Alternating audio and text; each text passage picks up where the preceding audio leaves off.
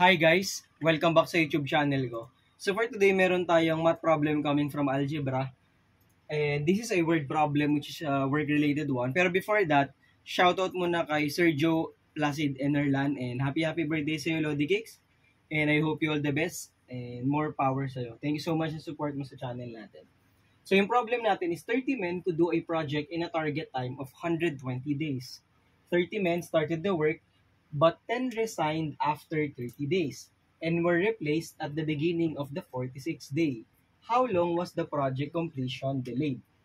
So, ang concept na gagamitin natin dito mga idol is the total man-hour is equal to the sum of the individual man-hour.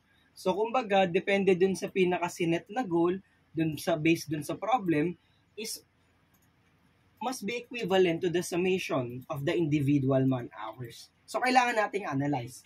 So, dito, 30 men could do a project in a target time of 120 days. So, yun yung pinaka-target natin, yun yung pinaka-sinet natin. So, that is the total number of men multiplied by the total number of days for this case. So, parang ano to, number of men multiplied by the time. 30 times 120 equals. So, Sir IJ, paano natin malalaman ba yan? Paano natin i-represent yung mga kailangan nating variable?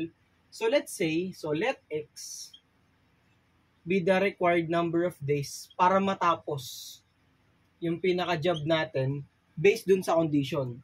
Required number of days. Sige, mamaya i-define ko ano ba yung x na to. Balik tayo sa equation natin.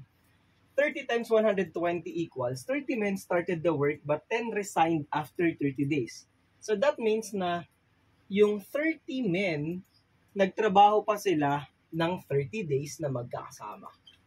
Okay? Maliwanag mga Lodi. The 30 men worked together for 30 days, mga Lodi, magkakasama.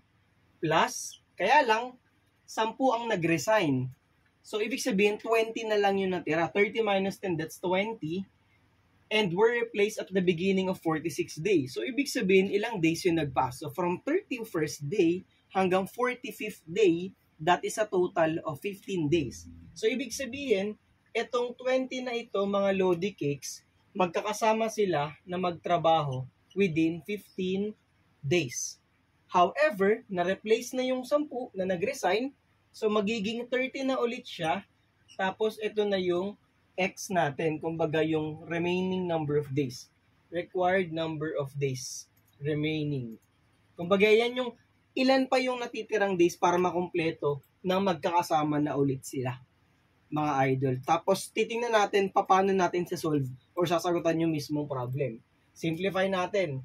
30 times 120, that's 3,600 equals, this is 900. And this is 300 plus 30x. Okay, so solving for x, so we have 1,200, 3,600 minus 1,200, that's 2,400 equals 30x. So you have x equals 2,400 over 30. So that is 80 more days. So required number of days remaining. Kumbaga ilang more days pa tatapusin na nag-resign na tapos may bumalik, 'di ba mga Lodi? Anong hinahanap? How long was the project completion delayed? So, pwede natin gawin, i-add natin yung mga number of days dito sa right side ng equation natin. So, meron tayong 30 days nag-start. Tapos, meron siyang 15 days. And then, yung 80 yung hinanap natin, yung number of more days required. So, that's 80. So, this is equivalent to 45 plus 80, that's 125. However, yung target natin is 120 days lang. So, 125 minus 120 equals 5 days. Ganun lang po siya. Actually, pwede nyo rin naman baguhin yung equation nyo eh. Pwede kayong ang gamitin nyo dito is x minus 45. Parang ganun, double check nyo na lang. Kaya lang kasi nasanay ako na nilalet ko lang muna siya as x and then ina-analyze ko.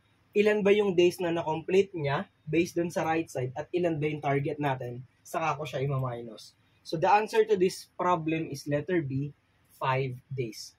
I hope that is clear, and if you have questions or clarifications, wag po kayo mahiyang mag-comment sa comment section. Thank you so much to those who keep on supporting our channel. Bye-bye and God bless.